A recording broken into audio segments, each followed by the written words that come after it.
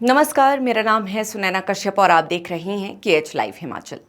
कहते हैं दूध का जला छाछ भी फूंक फूंक कर पीता है। शायद यही वजह है कि भाजपा इस बार चुनावी रण में उतरने से पहले हर सीट का तापमान नापने में जुटी है।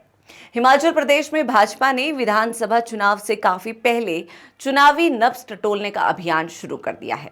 प्रदेश के अलग अलग विधानसभा क्षेत्रों में फोन कॉल के जरिए लोगों से पूछा जा रहा है कि संभावित दावेदारों में किसे टिकट मिलना चाहिए, कौन नेता जनता के बीच सक्रिय है और किसकी स्वीकार्यता सबसे ज्यादा है। साथ ही कांग्रेस सरकार के कामकाज, बेरोजगारी, महंगाई, विकास और स्थानीय समस्याओं को लेकर भी फीडबैक लिया जा रहा है। यानी पार्टी एक तीर से कई निशाने साधना चाहती है। उम्मीदवार भी तलाशना है, मुद्दे भी खोजने हैं और जनता का मूड भी समझना है।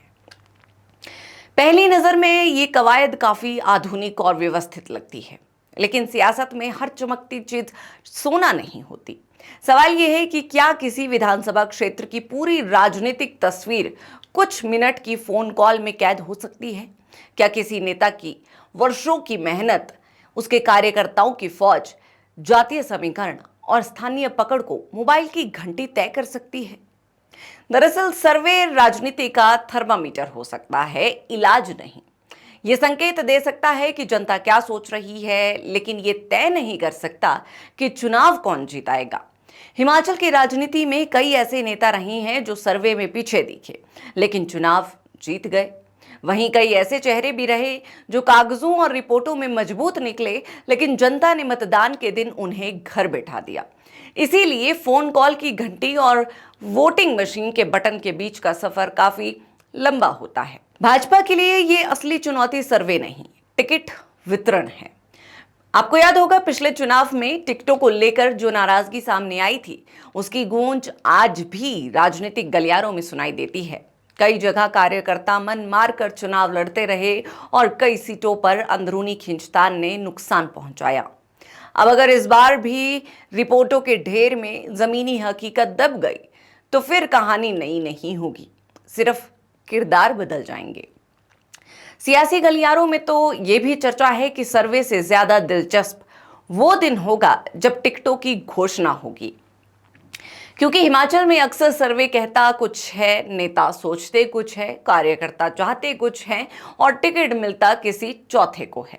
फिर शुरू होता है मान मनोबल का दौर, नाराजगी की बैठकों का सिलसिला और पार्टी कार्यालयों के बाहर बढ़ती भीड़। यानी असली सर्वे तो टिकट घोषित होने के बाद शुरू होता है कि कितने लोग खुश हैं और कितनों का रक्तचाप बढ़ा है।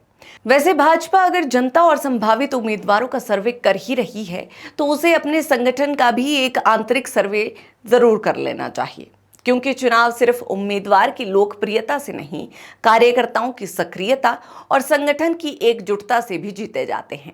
हाल ही में हुए नगर निगम चुनावों में कई जगह भाजपा के अपने नेताओं और कार्यकर्ताओं पर ही दूसरे उम्मीदवारों का समर्थन करने के आरोप लगे।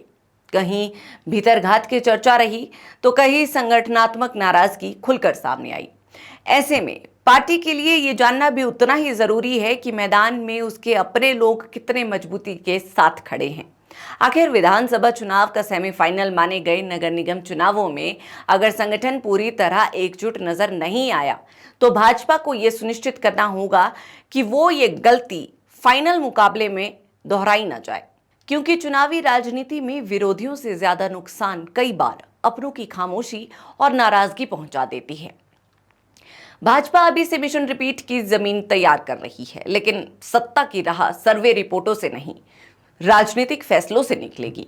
अगर पार्टी ने जनता की राय, संगठन की भावना और स्थानीय समीकरणों के बीच संतुलन साध लिया तो रणनीति सफल मानी जा सकती है।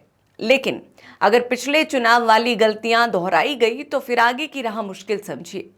फिलहाल इतना जरूर कहा जा सकता है कि हिमाचल में चुनावी मौसम आने से पहले ही फोन की घंटियां बजने लगी है। अब देखना यह है कि ये घंटियां भाजपा के लिए जीत की दस्तक साबित होती है या फिर पिछले चुनाव की याद दिलाने वाली अलार्म बेल।